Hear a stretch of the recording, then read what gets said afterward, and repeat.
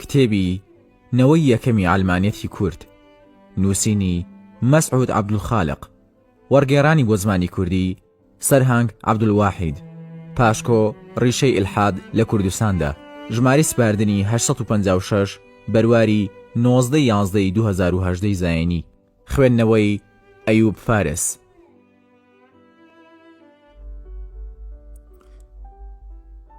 سێەم، گۆڕانی دەرەبەگایەتی بۆ سەرمایەداری. قۆناغی دەرەبەگایەتی تا ڕادەیەکی دیاریکرا و لەگەڵ بیر و باوەڕ و ڕێڕەوی کەنیسە دەگونجا، بەڵام شۆڕشی پیشەسازی کە بۆ یەکەم جار لە بەریتانیا سەری هەڵدا دواتر بە هەموو ئەوروپادا بڵاو بووەوە.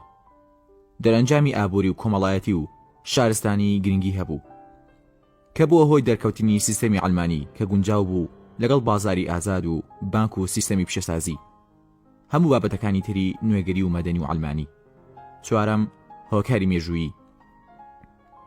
لە میانی سەرهەڵدان و گەشەکردنی ئەڵمانیەت باسمان کرد بە تایبەت بۆ شایی ئاینی لە مەسیحەت کە بۆ دواڕۆژی وازی لە دنیا هێنا بە گوێرەی باوەڕی خۆیان، نیشتیمانی من ئەم دنیایە نییە. دواتر ئەڵمانیەت بووە پێویستێکی مێژوویی. پێنجەم، گۆڕانی ئیمپراتۆریەتەکان بۆ دەوڵەتی نیشتیمانی و نەتەوەیی نوێ.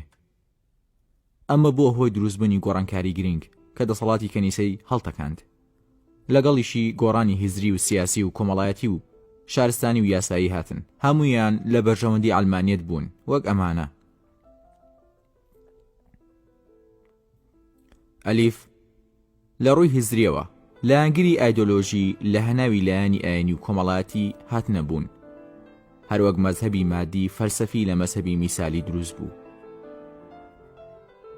بە لە ڕووی سیاسیەوە مەزهەبی میکافیلی لە سیاست دروست بوو. دواتر گۆڕا بۆ لایەنگیری ستونی کۆمەڵایەتی بۆ ئاسۆیی مەدەنی، سیۆکراتی بۆ دیموکراسی، ئیمپراتۆری بۆ پادشایەتی و کۆماری. تا لە ڕووی ئابووریەوە سەرمایەداری لە هەناوی دەرەبەگایەتی دروست بوو، بەم شێوەیەش پیشەسازی لە کوشت و کاڵ کە بووە دەرکەوتنی بەرژەوەندی تاکەکەسی، گۆڕینی سنتەری قورسایی لە گوندەوە بۆ شار، لە دەشتێکیەوە بۆ نیشتمان و شارستانیەت، لە خاوەندارەتی زەویەکانەوە بۆ خاوەندارەتی ئامرازەکانی بەرهەمهێنان. پا لە ڕووی کۆمەڵایەتیەوە سەرهەڵدانی هیزری نەتەوەیی لە گۆڕینی لایەنگیری تیرەگەرێتی بۆ لایەنگیری نەتەوەیی، بورجوازی لە دەرەبەگایەتی، ئازادبوونی ئەقڵی تاک لە ئەقڵی دەستە کۆمەڵی، گۆڕانی چینی جوتیاران بە پلەبەندی بۆ کرێکاران. تا لە ڕووی یاساییەوە گۆڕانی عورف و نەریت بۆ یاساکان، یاسا ئاینیەکان بۆ دەستور، ئەنجومەنی کەنیسا بۆ پەرلەمانەکان، لە دەسەڵاتی ئاینی بۆ دەسەڵاتی یاسایی، لە گەورەی بۆ سەروەری. پەیوەندی یاسایی لە نیوان هەرێم، نیشتیمان و گەل نەتەوە دەسەڵاتی سیاسی دروست بوو. جیم، لە ڕووی ئاینیەوە دەسەڵاتی ئاینی گۆڕا بۆ دەسەڵاتی ئەڵمانی. بەم شێوەیە ڕووداوی گۆڕانکاری ڕەگ و ڕیشەی لە جیهان دروست بوو، دەوڵەتی نوێ دەرکەوتن، ئەقڵ بوژایەوە و سیاست و کۆمەڵگا وەک تەقینەوەیەک بەرەو ئەڵمانیەت دەرکەوتن. مقاومات و گەشەی ئەڵمانی. ئەگەر بە وردی سەرنج بدەینە هەوراز و نشێوی ئەڵمانی و دەهری و پەیوەندیدارەکانی دەبینین لە کۆنەوە تا ئەو ساتە مقاوماتی پاساوی مانەوە و گەشەی زۆر ناوەستێتە سەر هۆکارە ناوەکەکانی خۆی، بەڵکو دەکەوێتە سەرستان دەرنەبوونی پیادەی ئاین لە ناو کۆمەڵگا. هەڵە بکە ئەڵمانی ئامادەیە بە دروستی و دادگەری ئاین پیادە بکە. ئەڵمانی ئۆتۆماتیکی نەماوە، زیاتر لە پاسا و مقاوماتی ئەڵمانی لە مێژوو لە ئێستا دەردەکەوێ و بەم شێوەی لای خوارەوە. لە مێژوودا ناکرێ ئەو هەموو زانیاری و ڕێبازە دوور و درێژی ئەڵمانی و دەهری بە سادەی و نەزانی و ئارەزوو بە زوڵم پۆڵێم بکەین. دەتوانین بڵێن بەلای کەمەوە ئەو واقعی ئێسای جیهان لە پێشکەوتن و خۆشگوزەرانی و پەیوەندی نێودەوڵەتی و مافەکان و مەدەنیەت و دیموکراسی و سەروەری یاسایی و بنەمای هاوڵاتی بوون لە لای فەلسەفەی نائاینی هاتووە. با بزانین گرنگترین ئەو هۆکارانە چین کە یارمەتی ئەڵمانیەت دەدات زۆر بە کورتی. لە دوای دەرکەوتنەوەی زەمانی و مەکانی پەیامی ئاینیەکان لەسەر چاوەکانی، واتە دوای نمانی پێغەمبەران ئەوە کۆمەڵێک گۆڕانکاری بەسەر دێت بە هۆکاری جیاچەی نەریت و ئاسی زانیاری خەڵکی و هەندێکیش بە ئەنقاس لەلایەن دەسەڵاتدارانەوە. ئاین پەروەریەکە کاڵ و سادە دەبێتەوە، گەلێ جار لە ناوەڕۆک و قورسایی و زانستێکی دەپچڕێ، دەبێتە نەریت و کاری سۆفیگەرایی و پاکردنەوەی دەروون، ئەو کاتیش هەموو ڕووداوێک دەدرێتە پاڵخودا. ئەویان لە سێ ئاینە خاوەن کتێبە ئاسمانەکانیش بەدی دەکرێت، لە تەورات و ئینجیل و بە شێوەیەکی ڕاستەوخۆ لە ئاینی ئیسلام. ئەو خەلەلە لە خودی قورئان و فەرمودەی دروست بەدی ناکرێت، بەڵام لە فقهی ئیسلامی و عەقیدە بەدی دەکرێت. دەڵێن هەرچی ڕوودەدا لە بارانبارینەوە و لە برسک و گڕکان و مانگ و ڕۆژگیران و تا ڕوودا و کۆمەڵایەتەکان و مردن، هەمووی دەڵێن بە ئەمری خودایە. تیۆری ئەلمەشیئە پشت بەو ئایەتەی وإلى الله ترجع الأمور دەبەسرێ. لە نێو مەسیحەکانیش نەقەشەکان بەڵکو فەلسوفەکانیش لە ڕەدی سیپۆنزا دەیانوت هەرچی ڕوودەدا بە ئیرادەی خوددا ڕوودەدا. ڕاستەوخۆ وا دێنە بەرچاو کە خوددا زۆر سەرقاڵ و ماندوو بێت بە سۆڕانی ئەستێرە و زەوی و ڕۆژ و مانگ و مەخلوقاتی تر. نانزانیوە خۆی گەورە یاسای بۆ هەموو خەڵق داناوە. ئەلا لەه الخەلق والئەمر، واتە خوددا خەڵقی نەکردوون بە عەبەسی، بەڵکو ئەمر و یاساشی بۆ داناون کە پێیان دەڵێن یاسای سروشتی، بەتایبەتی قانون السەبەبیە. کڕۆکی فەلسفەی ئاینیە لێرەوە گەورەترین وەڵامی دیزمیەکانیشە کە پێیان وایە خوددا تەنها دروستکەرە و بەڕێوەبەر نییە. لێرە کە دەڵێ خاڵق و ئامیر واتە بەڕێوەبەریشە. ڕوونەکردنەوەی ئەو بڕگەیە سەرچاوەی زۆربەی خەلەلەکانی تری خوارەوە دەبێت کە وەک پارادۆکسی دینی دەردەکەوێت. دووەم، زانە و بڕیاریانی ئالمانی لەلای ئاینی گویان لێ دەبێت دەڵێن خوددا بۆ خۆی هەموو کارەکانی زەوی و ئاسمان دەکا، کەچی لە سەرەتای سەرهەڵدانی مرۆڤایەتیەوە تا ئەو ساتە لە کاتی پێویست و کارەساتی سروشتی و کۆمەڵاتیدا، لە کاتی زوڵمی بەشەری لە زۆر کاتی تر هەز بەبوونی ڕاستەخۆی دەستی خۆی ناکرێت بۆ کۆتایی هێنان بە مێنێتیەکان. سێم، هەر لە پەیوەستبوون بە خەڵی دووەمەوە کارەساتەکان زۆر لەخوا دەپاڕێنەوە، کەچی هەر زۆردارە بەسەر هەژاری سەر دەکەوێت. یەکێک لە عەلمانە توندەکانی عەرەبی ئەو سەردەمە دەڵێ لە ساڵی 1948ەوە عەرەب و 1 ملیار موسڵمان دوعا دژ بە ئیسرائیل دەکەن، کەچی سەرکەوتن هەر بۆ ئیسرائیلە و شکستیش بۆ عەرەب. لە ئەمفالەکان و زوڵمی ئەوەندە گەورە لە ژن و منداڵی کورد بە شێوەیەکی واکرا کە بە زیندوی لێژەر خاک بنرێن، کەچی هەردوو عادەکرا و وەڵام دەماوەدۆز نەبوو. وەک لە ئەیکێکی کورد دەڵێ هەموو ئەو دوعانە ناکاتە بەرگریەک کە بە دەستی خۆت دەیکی. لە زۆربەی هەرە زۆری خانەوادە کۆنەکان ئێستاش هەر دوعای کوڕبوون کراوە، کەچی ڕێژەی کێج وەک کوڕە ئەگەر زیاترش نەبێ. کەچی کوڕبوون و کەسبوون یاسای مەندەل دیاری دەکا.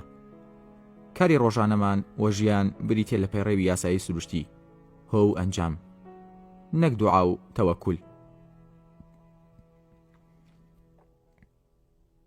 بۆیە هینی سپاجلیس لە کتێبی دەستور الکەون ئەو یاسا سروشتیانی ناونە دەستوری گردون.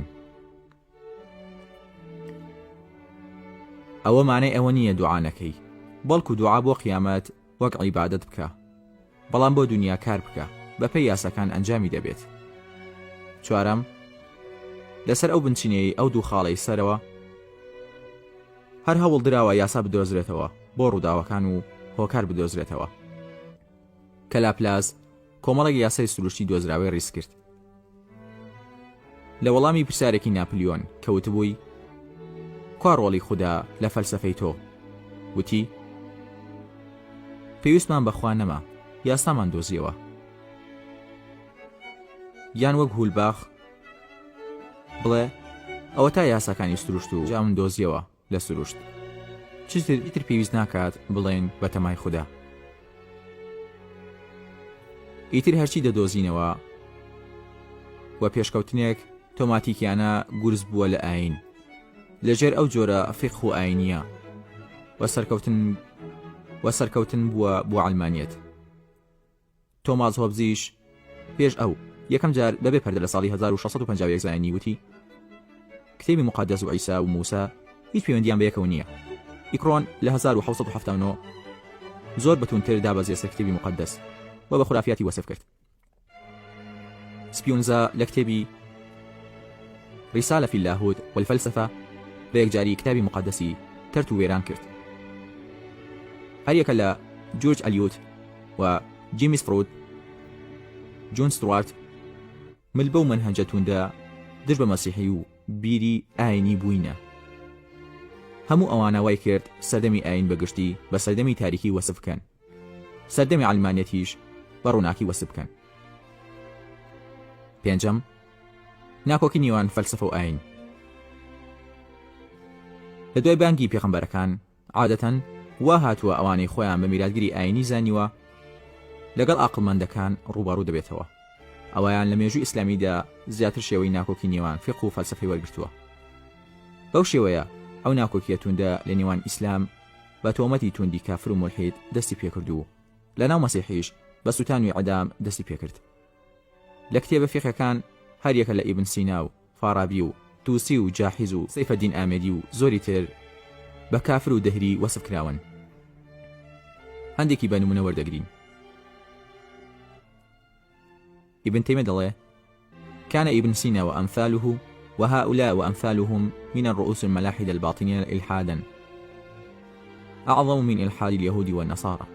لیستێکی دوور و درێژی لە فەیلسوف و مدەڕیسەکان ڕیز کردووە، جگە لەوانەی سەرەوە هەریەکە لە ئیبن عەرەبی و مبەشیر بن فاتک و سرودی و سڕوردی و صەفیەکان و ئیخوان و سەفا و معتەزیلە و کلابیە و شیعە و سالمیە و تراقیە،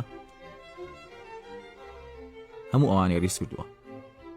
شەشەم، لە هەمووی گرنگتر زۆربەی ئاینەکان لە دوای پێغەمبەرەکان دووچاری دەبوو، دوور دەکەوتەوە لە پیادەکردنی دادگەری شەریعەت و گرنگیدان بە دنیا. بە خێرایی دیمەنی دنیا و ژیان بە ناشرین پیشان دەدرێ. دنیا بۆگەنیە و هەڵخەڵەتێنەرە. بەو شێوەیە ئاین پەروەری و تەرکی دنیا پێکەوە بەسرا. بۆ ئەوەی کۆمەڵگە ئەوەندە سەرقاڵی دژاتی حکمی گەندەڵ نەبێت بە بڵێن ئەوە دانانی خوددایە، ئێمە چیمان پێ ناکرێت. ئەو بۆ چوونە لەنگانە یەکەم جار لەسەر ئاستی داق لە لای مەسیحی هات، لە ئینجیل هاتووە. فلا تهتموا للغد لأن غديتهم بما لنفسه يكفي اليوم شره. هەمان فتوى لەلان ئیمامی شافعی بە شعر هاتووە: سهرت أعين ونامت عيون في أمور تكون أو لا تكون، فادرأ لهم ما استطعت عن النفس فحملانك للهموم جنون. إن ربا كفاك بالأمس ما كان سيكفيك في الغد ما يكون. هەر لەوەشەوە ئاین درایە پاڵچینی چەوسێنەر. بەڕوونتر قەدیس ئۆکستین لە کتێبی مەلەکوت الله دەڵێ: بۆیە خوا عیبادەتی داهێناوە وەک سزا بۆیان.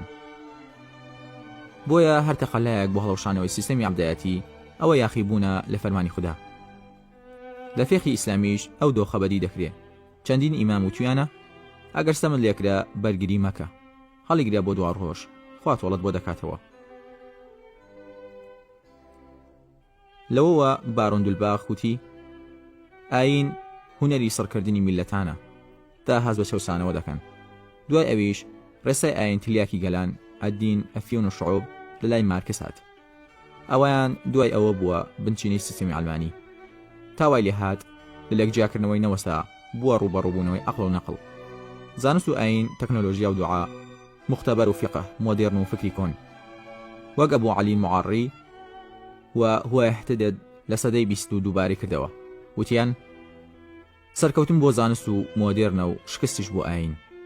هەر لەوەشەوە هەمونکوای دەڵێ بە سروشتی خۆی هەموو عەقڵێک بێ ئاینی دەبێ، بێ عەقڵیش ئاینی دەبێ. مارکس پێی وایە بۆ ئەوەی ئایندار بێت پێویستی بە عەقڵێکی لەنگ هەیە، عەقڵی دروست ئاینی قوبوڵ نییە. واتە بۆ جێبوونەوەی ئاین لە کۆمەڵگا پێویست بە عەقڵێکی لەنگ هەیە. مەرگی ئاین لەگەڵ پێشکەوتنی عەقڵە. زۆربەی مفەکرانی ئەلمانی عەرەبیش ئەو ڕایەیان هەبووە. لە نوێیەکەیان عەبدولمونعەم الحەفی دەڵێ: سرم سوڕماوە لە هەندی عەقڵمەند چۆن یەکسەر تەسلیمی فەلسەفەی مادی و ئەلمانی نابن کە تاکە شارەنووسیانە. ئەوەی ئەو ڕایانە گاواهی دەدا ڕەوتی فکری ئەو جۆرەن ئاین پەروەرانەیە. ئەقڵ و حکمت و فەلسەفە لایەن جێگەی ڕێز نییە، تەنانەت ئەقڵانیەت تۆمەتە. بۆیەش لەگەڵ هەر داهێنانێک یەکەم جار ڕوبەڕووی بوونەوە، ئینجا تەسلیمی بوونە. ئەگەر بەورتر سەرنج بدەین دەبینین ئیمانداران لە سەرەتادا دژی دەستگای چاپ بوونە. یەکەم جار لە ساڵی 1610 دەستگای چاپ هاتە لوبنان. زانە فقیهەکان یەکەم جار حرامیان کردو، وتیان ئەوە دروستکراوی کافرە. بەرەبەرە شلیان کردو، وتیان تەنها قورئان نابێت چاپ بکرێ، دوای ئەویش نەما. دیسان بۆ رادیۆ، دوای چوونە سەر مانگ، بە کورتی دژی خوێندنیش بوونە و علمی شەیتان و وەسفیان کردووە. دوای تەسلیمی هەمیان بوون. هەر دوایەکەی کە زۆر دژی حیزب بوون، ئێستاوا حیزبی ئاینی دروست دەکەن. ئەوانە هەموو کاریگەرێکی دەگاتە زەمینەی سایکۆلۆجی کە گوایە عەقڵ و کاری مرۆڤ ئەسڵە و ئاینیش لاواز و شەنکەوتەیە، وەجێی لە سەردەمی مۆدێرنە و شارستانی نوێ نابێتەوە. ئەوەش گەورەترین مقاوماتی مانەوە و گەشەی ئەڵمانی پێدێنێ. پاساوە نوێەکانی ئەڵمانیەت. لەو سەردەما کە سیستەمی ئەڵمانیەت زۆر گەشەی کردووە، زۆربەی جونگە سیاسی و یاسایی و دەولی و دەڤەریەکانی گرتوتەوە. پەلی هاویشتووە بۆ باری کۆمەڵایەتی و فکری و زانستی و زۆر لایتر. لەو سەردەمەی بلۆکی شیوعیەت شکستی هێنا و بزنەوەی ئیسلامیە کلاسیکیەکانیش کەوتونەتە قەیران. هەوڵ دەدرێ سیستەمی ئەڵمانیەت وا پیشان بدرێکە دەرمانی هەموو دەردانە و لە سەروی ناکۆکی و ڕاوەڕاو مەدرسەکان بێت.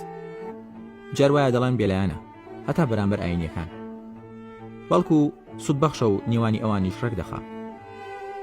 بەو شێوەیە تێکەڵی دەکەن لەگەڵ زانست و ئەقڵانی و دیموکراسی. بەو وەسفە جوانە لەژێر سایەی دابەشیەی جیهانی ئیسلامی و شەڕی تایەفی و خوێن ڕشتنە. زۆرێک لە زانایانی ئاینی و سەرکردەی حیزبی ئیسلامیش تەسلیمی ئەو وەسفانە بوونە. لەوەش زیاتر هەندێکیان تەنزریش و هەڵوێستیان دەکەن.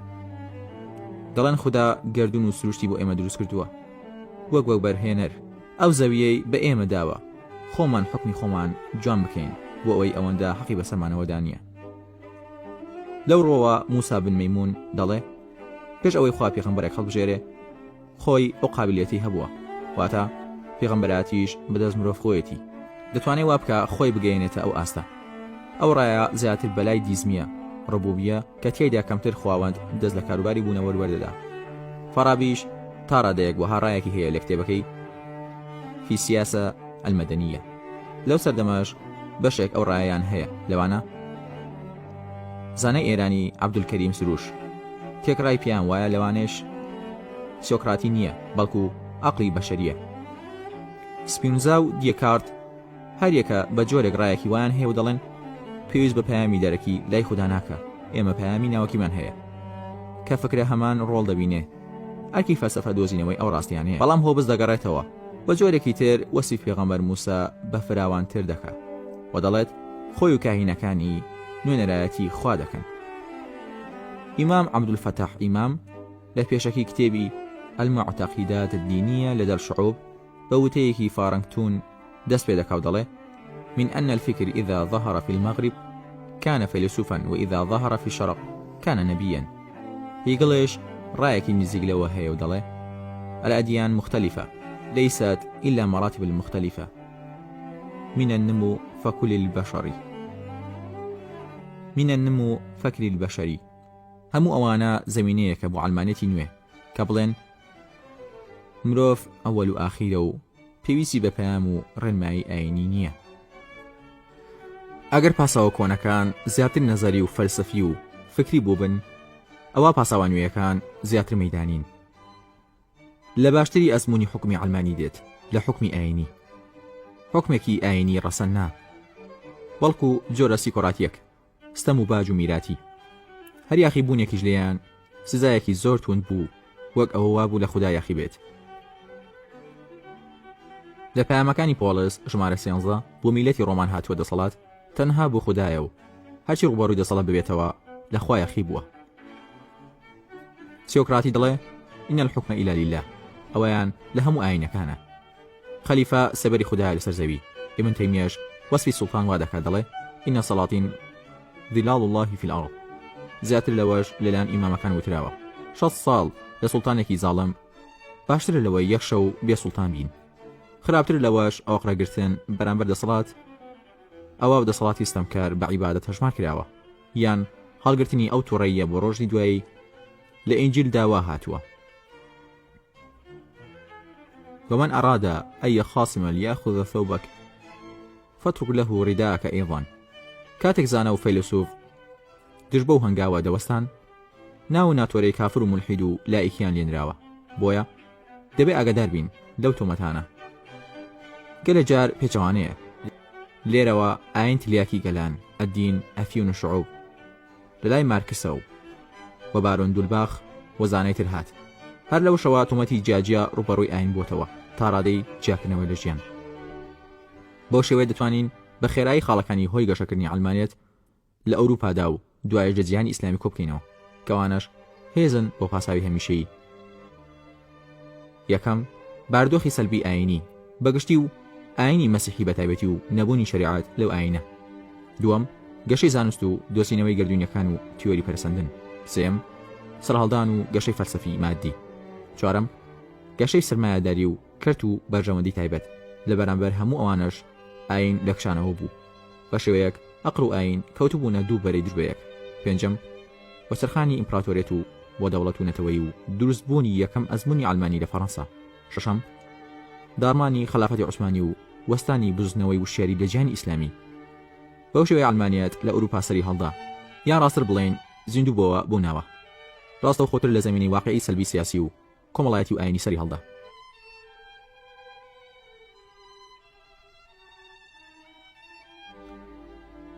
دەواازەی دووەم، چەمکی ئیسلامی، لاپەڕا 64.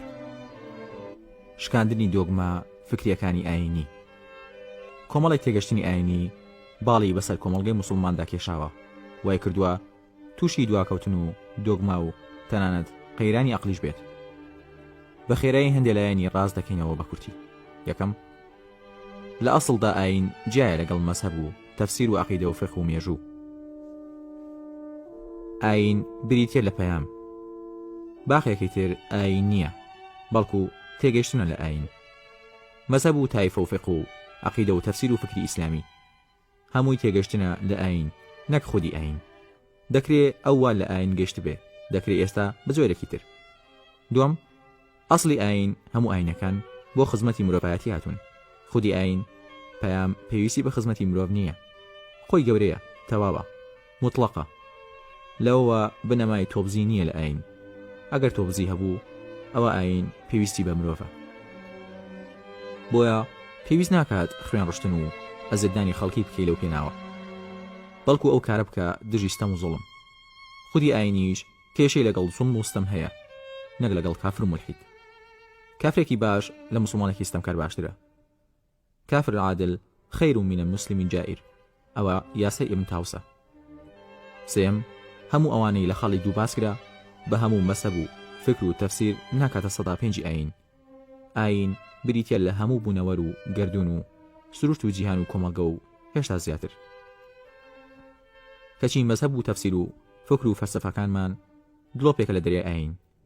ئاین بریتە لە تێگەیشتن لە بوونەوەر، لە نهێنی نێوگەردی لە تا گردون. ئاین ئەوەیە: قل لو كان البحر مدادا لكلمات ربي لنفد البحر قبل أن تنفد كلمات ربي ولو جئنا بمثله مددا. تافێ مەزهەبی بچووکە و ئاینیش گەورە. ئەوانەی دابەش بوونە بۆ مەزهەب و تایەفە زیاتر دەمارگیریان بۆ مەزهەب و تایەفەکان هەیە، نەوەک بۆ ئەسڵی ئاینەکەیان کە هەر لە بنچینەدا دەمارگیری تێدا نییە. چوارەم، زۆربەی موسڵمانان پابەندن بە مەزهەبی ئیمامێک کە تەمەنی لە 1000 ساڵ کەمتر نییە. جا ئەگەر فتوای هەر ئیمامێک 1000 ساڵ بخایێنێ، ئەوە جێی پەیامی گرتوتەوە، چونکە عەقڵی مرۆڤ کورتبینە. جیاوازێکی لەگەڵ پەیام ئەوەیە پەیام هەتایە بۆ هەموو کات و شوێنەکە، کەچی داهێنانی مرۆڤێک زیاتر بۆ سەردەمەکەی خۆیەتی. هەر ئیمام و موفتیەک هەرکی سەرشانی خۆی جێبەجێ کردووە لە سەردەمی خۆیان بۆ لایەکی بچووکی ئاین. بۆیە وادانراوە کە فتوا بە گوێرەی کات و شوێن دەکۆڕدرێ. کەچی دەبینین ئەهلی ئاینی وا دەمالگیرن، بەرامبەر پرسی فەقی ئامادەن دان بەوە بنێن ناسوخ و منسوخ لە پەیام هەبێت، بەڵام لە فکری ئیمامەکان نەبێت. ئامادەن بڵێن ئەو فەرمودە لاوازە، کەچی ناچن بەلای لاوازی هەڵە ئیمام و مەسەب و تایەفەکەیان. پێنجەم، زۆر داکۆکی لە دژی ئەقڵانی دەکەنەوە. دەڵێن ئەقڵ بەرامبەر نەقڵ نرخی نییە، کەچی لەلایەکی تر ئەقلی ئەو ئیمامانیان خستۆتە پێش نەقلیش بێ ئەوەی خۆشیان هەستی پێ بکەن. لە ئەسڵدا ئەقڵ نسبی و گۆڕاوە، نەقڵ و پەیام چەسپاون. سروشتی ئەقلیش وایە لەگەڵ زەمان بە پێشتر دەردەکەوێت. ئەوە یاسایە. ئەقلی ئێستا پێشکەوتوترە و فراوانتر و تیشترە لە دوێنێ. هی ئەو ساڵ لە چاوپار، هی ئێستا لە سەدەمی ئەو ئیمامانە. بۆیە زۆر ئاساییە ئەگەر بڵێ سەید قوتب و سعید نەوڕەسی و مستەفا زەڵمی و محەممەد باقر سەدر زانیاریان فراوانترە لە زانیارەکانی ئیمامەکانی شیعە و سوننە و معتەزیلەی ئەوسا.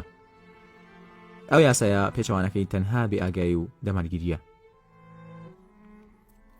شەشەم، کێشەی گەورەی فێقه نەک هەموو فێقه ئەوەیە کەمتر ئامانجی ئاینی دێنێتە دی کە بەرپاکردنی شارستانی و یعمار و پێشکەوتن و تەکنیک و گەشەی عەقڵی تێدایە. زۆر جار منهەجێکی عەبەسیە، دیار نییە ئامانجی چییە بۆ دنیا. دنیا و قیامەتی لێک جیا کردوتەوە، گوایە ئاین بۆ قیامەتە و عەقڵ و زانستیش بۆ دنیا. وای کردووە ئاینی ئیسلامیش بەرەو لاهوتی و سروشت و جۆرێک لە مەسیحەت بڕوە کە وەسوی ئەوە هەڵبگرێ ئاینی ئیسلامیش ئاینی شخصی بێت. حوتەم، لە دوای ئەزموونی خلافەتی ڕاشیدین لادانێکی مەترسیدار لە ڕێڕێوی ئاینی ڕاستەقینە بەرەو دەماگیری خێڵەکی و ڕەگەزی و نەفامی بەدی دەکرێ. ئەوەی لە ئەمەوەیەکان نەبووایە بە موالی ناودەبرا یان علوج.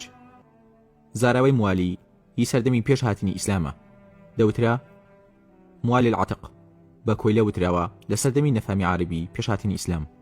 ئەو تێڕوانینە زۆر بەڕوونی لە پانتایەکی فراوانی فقهی ئیسلامی ڕەنگی داوەتەوە. لە فقهی ئیمامی شافعی و ئیمامی ئەحمەد و ئیمامی مالیک و میراتگرانی و زۆر بەزەختر لە فتوەکانی ئیبن تەیمیە فەزلی عەرەب بەسەر عەجەم و کورد کراوە. هەرچەندە دەقی ئاشکرا دژوە فازڵ هەیە لەسەر بنچینەی ڕەگەز و ڕەنگ و چینایەتی، کەچی لە سەردەمی ئەمەوی باوی وەرگرت. تەقالایەک لەلایەن نووسەری عەرەبی ئیسلامی هەبووە بۆ لارکردنەوەی ئاین بەلای بەهای عەرەبی نەفامی. ئەیام العەرەب دەیانوت زمانی ڕەسەن و بەهەشت و فریشتە زمانی عەرەبیە.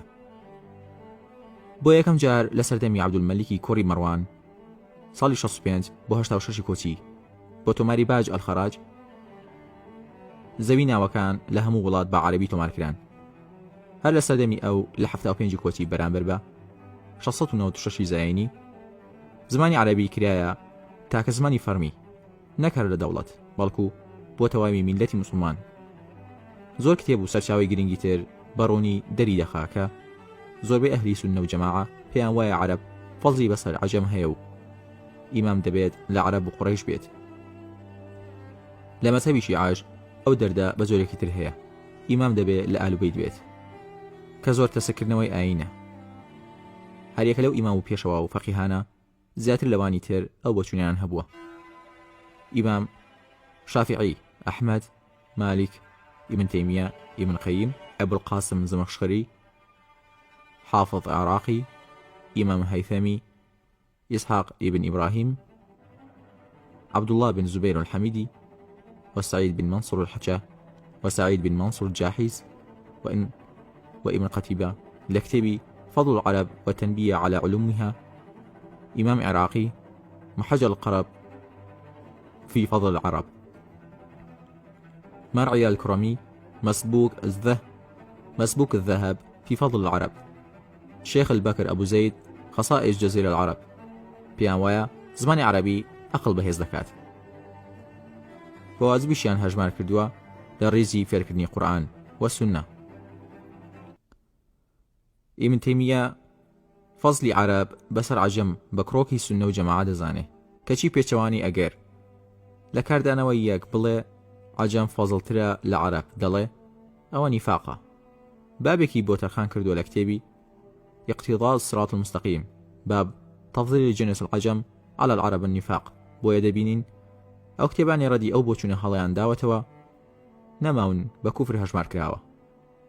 ئەوە هەمان تەرتیبی نەفامی یۆنانیە کە کەمێک لە نەفامی عەرەبی گەشە سەندووتر بوو. ڕاستێکی لە سەردەمی دادگەری چوار خەلیفەی ڕاشیدین وا نەبووە. لە سەردەمی ئەمەوی وابووە دابەشی چینایەتی و نەژادی و ڕەگەزی و خێڵەکی دروست بوو بۆیە دەبینین لە مسبوك الذهب في فضل العرب وشرف العلم على شرف النسب إمام مرعي بن يوسف الخبلي الكرمي 1033 هجری نزمی نەژادی ئافرەت دەکاتە پێوەر بۆ تێگەشتن لە فەزڵی عەرەب بەسەر عەجەم و دەڵێ إن جنس العرب أفضل من جنس العجم كما إن جنس الرجل أفضل من جنس المرأة من حيث الطائفة والعموم ئەوانە دەڵێن هۆکاری فەزڵی عەرەب ناگەڕێتەوە بۆ ئاین و پێغەمبەر لەوە هیچ پاساوێک بۆ پینەکردن نامێنێت جگەلەوەی کە تیۆرێکی ڕەگەزپەرستیە ڕێشەکەی دەگەڕێتەوە سەر ناشۆناڵیزمی و ئیدعای شەیتان کەوتی من فەزڵم زیاترە بەسەر ئادەم من لە ئاگر و ئەو لە قوڕ ئەوە ڕای بەشێکی زۆری فقه و ئیمامەکانە هەوڵی تعریبی ئاین و فقهیان داوە سەرکەوتوش بوونە بۆیە ئەوەی ئێستا لە جیهانی ئیسلامی دەگوزارێ زیاتر کەلتوری عەرەبە نەک خودی ئاین هەر لەو کەلتورە وای کردووە تەفسیری ئاینی دووڕە هەندی بەسەر زاڵە توندەتیژی و جنسی کە لە ناو عەرەب باوی هەبووە لەوەش مەترسیدارتر زۆرجار باسی ئیسرائیلیات کراوە لە فقهی ئیسلامی بەڵام بە دەگمەنیش باسی عروبیات کراوە لە فقهدا کە زۆر مەترسیدارترە لە ئیسرائیلیات لە کاتێکدا قورئان ئافرەت بە زەینە وەسف دەکا لە فەرموودە بە نیوەی ئیمان کەچی فقه دەڵێ فیتنەیە لە فەرموودە ئافرەت شقائق الرجال لە فقه دەڵێ مڵکی پیاوە لە پەیامە بەهەش دەژێر پێی ئافرەتە کەچی لە فقهها زۆربەی خەڵکی جەهەنەم ئافرەتن لە قورئان دەڵێ هاوسەری خۆشەویستی و تەباییە زاڵبوون و سەرداریە نزیکە لە فکری مارکسی کە دەڵێ هاوسەری پێک هاتووە لە دوو جەمسەری ناکۆکی لە قورئان دەڵێ بعضهم ئەولیاء بعض لە فقه دەڵێ عەبدە و عەقلی نەقوستانە و زەعیفە و ساویلکەیە بە خزمەتکار وەسف کراوە و نابێت بە ئافرەت بڵێ سەییدە زیاتر لەوەش بۆ ئافرەتانی کەنیزە هەر کارەساتە تەنانەت فتوای جیاش بۆ ئافرەتی حڕە و ئافرەتی جاریە دراوە ئەوە لە بنچینەدا لە ئیسلام نەهاتووە بەڵکو لە سەردەمی یۆنانی کۆن بۆ ئافرەتە خزمەتکارەکان کەنیزەکان دەکرا گۆرانی و دانس هونێری تر بکەن ئەسڵی جیاوازی حڕە و جاریە لێرە دێت نەک لە ئەسڵی ئاین لە ئاینی ڕاستەقینە نەکەنیزە و نەکۆلە جیا نابێتەوە بەگشتی وەسفی ئافرەت لە مەزهەبەکانی سونە و شیعە و هیتریش بە خراپی هاتووە جاری وایە شیعە ئافرەتی بە شەیتان و دوژمنی خوا وەسف کردووە وەسفی شەیتان بۆ ئافرەت یەکەم جار لە لای ئەگریکیەکان هاتووە لە لای سونەش ئافرەت بە فیتنە و مەکربازی و دۆزەخی ئەو وەسفانەی شەیتان و فیتنە زیاتر لەوە دێت گوایە دەبنە هۆی ئەوەی سەرنجی پیاوان ڕابکێشن بۆ کاری خراپ ئەوە نییە ئایا خوددا شەیتان و فیتنە دروست دەکا کاری هەڵەی کردووە نەخێر ئەوە ئافرەت نییە شەیتان و فیتنەیە ئەگینا جوانی ئافرەت دروستکراوی خوایە نەگوزارشتی ئافرەت خۆی مەیلی مێ بەلای نێر و مەیلی نێر بەلای مێ ڕێسایەکی گردوونیە و خواییە تاوان نییە بۆ ئافرەت چۆن ناقسە کاتی لە قورئان وەسفی مرۆڤ بە ئەحسن تەقویم کردووە قورئان ئەوە ساغ بۆتەوە کە خوددا مرۆڤی بەناقص دروست نەکردووە لقد خلقنا الإنسان في أحسن تقويم بە کورتی کەنیزە و بەندایەتی و هیچ جۆرە عەبدایەتێکی عەبد بۆ عەبد نەهاتووە بەڵکو عەبدایەتی تەنها بۆ خوددا هاتووە لە ڕاستیدا هاوکێشەیەک هەیە لە دۆخی کۆیلایەتی تا مرۆڤی کۆیلەی دەستگایەکی فراوانتر و گەورەتر بێت ئازادی زیاترە پێچەوانەشی تا ئەو دەستگایە بچووکتر و بێدەسەڵاتر بێت ئازادی کەمترە لەوەوە کەمترین ئازادی کۆیلە بوونی مرۆڤە بۆ مرۆڤ کە کەمترین دەسەڵاتە زۆرترین ئازادیش کۆیلە بوونی مرۆڤ بۆ خوددایە کە فراوانترین دەسەڵاتی هەیە ئیتر ئازادی لەو نێوانە دابش دەبێت ئازادی لە دەوڵەت زیاتر دەبێت نەک لە عەشیرەت ئازادی لە حکومەتێکی جیهانی زیاترە وەک لە حکومەتێکی نیشتمانی ئازادی لە هاوڵاتی بوونی گردوونی لە هەمووان زیاترە کەمانای عەبدایەتی خوددا دەبەخشێت ئەمانوئێل کانت لەو ڕایان نزیک دەبێتەوە دەڵێت ئازادی ڕاستەقینە ئەو کاتە دێتە دی کە کەس بەردەستی کەسێک نەبێت هەموو لایەک یەکسان بن بۆ یەک یاسا کەواتە ئازادی ڕاستەقینە لە سۆشیالیستی و لیبرالی و شیوعیەت و ناشیۆنالیزم بەدی ناکرێت لە عەبدایەتی خوا بەدی دەکرێت. ئەگەر عەبدایەتی خوای نەکرد ئۆتۆماتیکی بوویە عەبدی دەستگایەکی بچووکتر. لێرەوە سەرچاوەی نەعەدالەتی و چەوسانە و ستەم دەست پێ دەکات. تا ئەو دەستگایە بچووکتر بێت ستەم زیاد دەکات و ئازادی کەم دەبێتەوە تا دەگاتە سیستەمی کۆلایەتی. عەبد مڵکی عەبد بێت یان عەبد عەبدی عەبد بێت کە بە توندی لای هەموو ئاینەکان ڕەتکراوەتەوە. نۆیەم لە کۆتاییدا لەژێر ئەو بارودۆخە سەقەت و سەختە هەندێک لای بەرامبەر باس لە چاکسازی ئاینی و نوێبوونەوەی ئاینی دەکەن. لە ڕاستیدا ئەوەش بە یەکجاری تێکەڵکردنی کارتەکانە. ئاین چاکساز ناکرێت بەڵکو تێگەشتنی ئاینی چاکسازی لێ دەکرێت.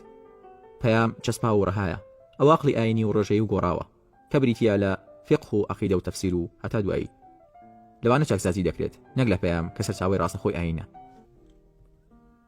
ئاینی ڕاستەقینە ناوڕۆکی هەموو ئاینەکان یەکە، هەمووشی ئیسلامە. ئومەتی محەممەد و عیسا و موسا و زەردەشتی و ئێزیدی و هەتۆ دوایی هەمووی ئیسلامە یان ورتر ئەوەندە ئیسلامە کە دەستکاری نەکراوە. لە پێغەمبەر ئادەمەوە تا پێغەمبەر محەممەد ئیسلامە. تەنها ئەوەیە پێغەمبەر ئیبراهیم ناوینە ئیسلام کەواتە کە دەڵێن ومن يبتغي غير الإسلام دينا فلن يقبل منه وهو في الآخرة من الخاسرين. هەمووی دەگرێتەوە. ئاینەکان یەکتریان نەسخ نەکردوتەوە بەڵکو یەکتریان تەواو کردووە. شاهیدیان بۆ یەکتر داوە. لە قورئانیش بە مصدقان وەسفی کردووە. قورئان ئەوانی پێشووی خۆی نەسخ نەکردوتەوە بەڵکو تەصدیقی کردوون. کەواتە قورئان هەمووی لە باوەشی خۆی کۆ کردوتەوە. ئیتر پێویست بەوانی تر نامێنێت. بەو توێژینەوەیش باوەڕمان بەوە هەیە کە هەموو ئاینەکان خواین. ئەگینە پێی ناوترێ ئاین. نیشانەی ئاینی خودایی ئەوەیە لایەنگرانی دەمێنن تا مێژوێکی دوور و درێژ. هەرچی فکری بەشەریە تەنها چەند ساڵێک دەمێنێتەوە. بۆیە بینیمان مارکسیت زیاتر لە نیوەی جیهانی گرتبەوە. کەسی نەگەیشتە 100 ساڵ و لایەنگرانی وای نەما. لایەنگری وای نەما. کەواتە مادەم لایەنگری بوزی و کۆنفۆشۆسی و ئێزیدی و زەردەشی و تاوی تا ئێستا ماون واتە ئەوانە لە بنچینەدا ئاینی خوایی بوونەوە نەک بەشەری. کەواتە ئیسلام گوێڕایالی و ملکەج بوونە یاخود ملکەج بوونە بۆ حەق بە دڵ و دەروون و پێشوازی لێکردن و بەردەوام بوونە لەسەری و دوورکەوتنەوەیە لەو شتانەی قەدەغی کردووە. ئیسلام لەسەر ئەم پێنج بنەما ناسراوە بنیاد نراوە. بەڵام باوەڕ پلەیەک بەرزتر و فراوانترە لە ئیسلام. شەش پایە ناسراوەکە. لەبەر ئەوە هەندێک پیان وایە ئیسلام گوێڕایاڵی و ملکەتی ڕووکەشی زەمانیە بەڵام باوەڕ بەڕازدانانی دڵە. هەروەک خوای گەورە لە ئاەتی 14 سوورەتی حوجرات دەفەرمێت هەندێک لە بیابانە نشینەکان عەرەبەکان وتیان باوەڕمان هێناوە باوەڕدارین. پێیان بڵێ نەخێر باوەڕتان نەهێناوە بەڵام بڵێن بە ناچاری موسڵمان بووین. هێشتا باوەڕ نەچۆتە ناو دڵەکانتانەوە. تیایدا جێگر نەبووە. چاوەڕە دەکرێت کە باوەڕ بهێنن. عەرابی واتە بیابان نشینە عەرەبەکان. نەزان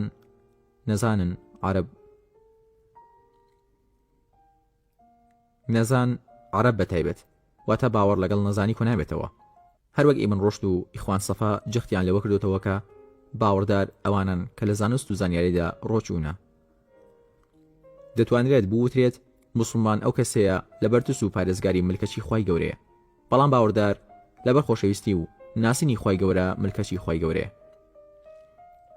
بەم شێوەیەش هەموو باوەڕدارێک موسڵمانە. پێچەوانەکەشی ناڕاستە.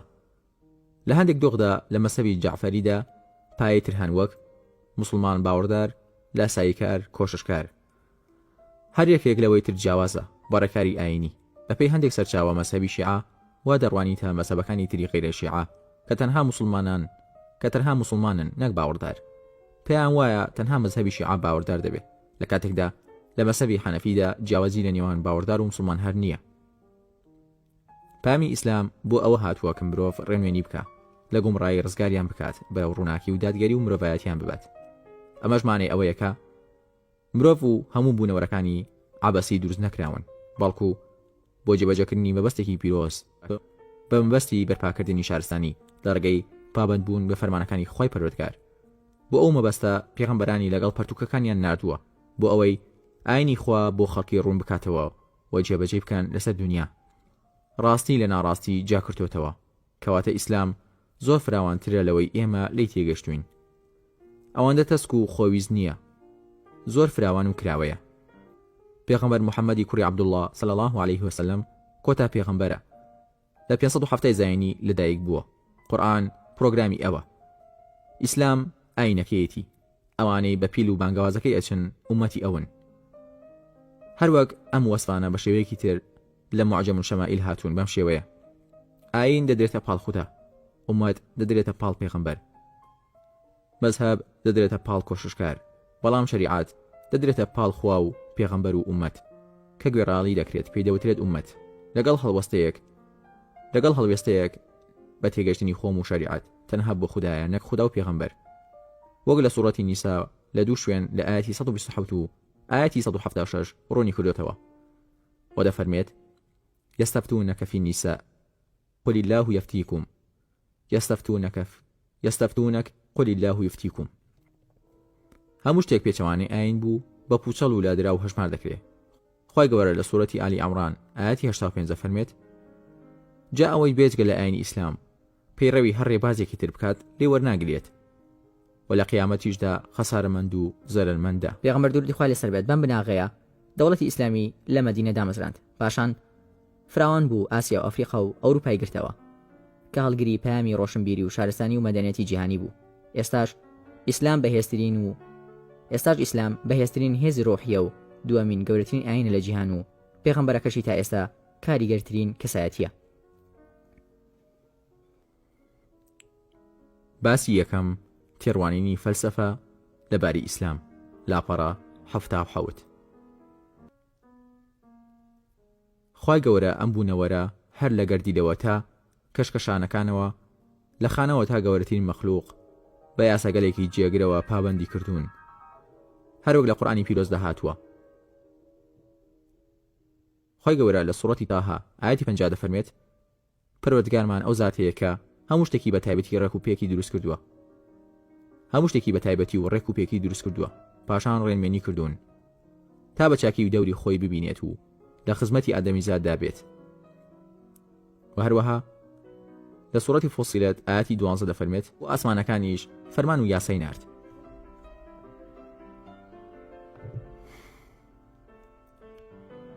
واتە فەلسەفەی بوون لە دوو کردار خۆی دەبینێتەوە. یەکەم بەدیهێنان، بریتیە لە پرۆسەی بەدیهێنان لە نەبوونەوە بۆ بوون. دووەم ڕێنوێنی، بریتیە لە دانانی بەرنامە بۆ هەموو شتێک. ئەم دوانەش بنەمای فەلسەفی بەڵگەنەویست مەودایەکی فراوانی فەلسەفەی ئیسلامی لەسەر بنیاد دەنرێت. ئەو دوو چەمکە فەلسەفیە بەزارەوەی ئاینی ئەمڕۆ خەڵق گزارش دەکرێت. ئەمەش بەڵگەیە لەسەر ئەوەی کە هەموو شتێک لە بوونەوە ڕامکراوە و ئەرکێکی دیاریکراوە بەجێ دەگەێنێ، لە دۆخێکی جوڵەی بەردەوام و بازنەییدایە، داخرا و ناچاریە مسەیرە. هیچ بوارێک بۆ ئاو نییە لەمانە دەربچێت. شل گاز بەستوی شل لەو بازنەیە دەرناچێ، وەک تەتەوڕیەکان بانگەشەی بۆ دەکەن. ئاو لەو خولە و لەو جوڵەدا هەرگیز گەشە ناکاو، باز نادات ببێتە جیوە یان زێڕ. جا جوڵەکەی هەر چەندێک بێت لە ڕووی چۆنیەتی و چەندێتیەوە. هەروەک فەلسەفەی مادی پەرەسەندن باوەڕی وایە کە هەوڵیدا ڕاوەی بوونی جیهان و سروشت و ژیان و مرۆڤ بکات بەهۆی جوڵەی گەشە و پەرەسەندنەوە. فەلسەفەی مادی باوەڕی وایە هەموو شتێک لە دۆخی بەرەو پێشتون و گەشەدایە لە چوارچێوەی یاسای دژ و ناکۆکەکان. بەم شێوەیە جۆرەکان پەیدا دەبن. لەبەر ئەوە دەڵێن بوون هیچ نییە، تەنها مادەی جوڵاو نەبێت. ئەماش فراوانترین چەمکە. بەڵام ڕەخنە یەکەم لەسەر ئەوەیە کە هەموو جوڵەیەک نابێتە هۆی گەشەکردن و پەرەسەندن. خی گەورە مرۆڤی وەک تاکەبوونەوەری سەرپشکرا و دروست کردووە کە مسەیر نابێت و توانای گەشەی هەبێت، کە لە توانایدا هەیە یاخی ببێت و ببێتە هۆکاری خراپە و ستەم. بە هەمان شێوەش لە باریدا هەیە ببێتە ڕەگەزێکی چاک و ڕێنوێی کار لەم ژیانە، وەک ئەوەی خی گەورە دەفەرمێت لە سوڕەتی کەهەف ئاەتی 29: ئەوەی دەیەوێ با باوەڕ بهێنێت و ئەوەی دەیەوێ با کافر و بێ باوەڕ بێت. ئەمە بنچینەی فەلسەفەیە بۆ مانای جێنشینی لەسەر زەوی. جێنشینیەک هەموو مرۆڤەکان بە نێر و مێ، بە ڕەش و سپی، بە ئەوروپی و ئاسایی وەک یەکن. هەموو ئەمە لەگەڵ مەودای ئەو ئازادیە پێدراوەی مرۆڤ گونجاوە کەواتە چەندین بوار و ئەگەر هەیە لە بەردەم مرۆڤدا لە پەیوەندی ئاسۆیەکەی مرۆڤ لەگەڵ مرۆڤ و ستونیەکەی مرۆڤ لەگەڵ سروشت.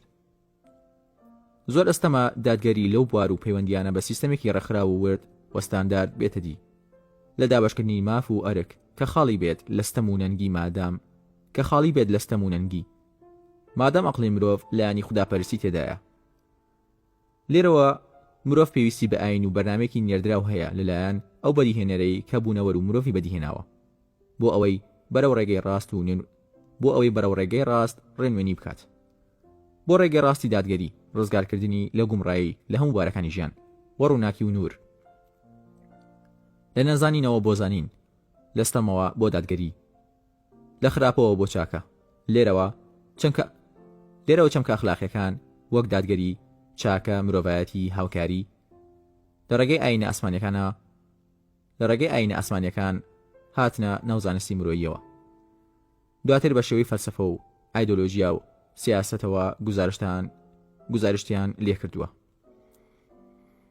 پاشان هەندێک خەڵک هەوڵیان داوە سیستەمێکی دەستکرد بۆ ژیان دروست بکەن لە ڕێگەی پەراوێزی ئەم زانستەوە وەک جێگرەوەیەک بۆ ئاین کە ئێستا لایەن و قوتابخانەی هزری و سیاسی دەستکرد نوێنەراتی دەکەن.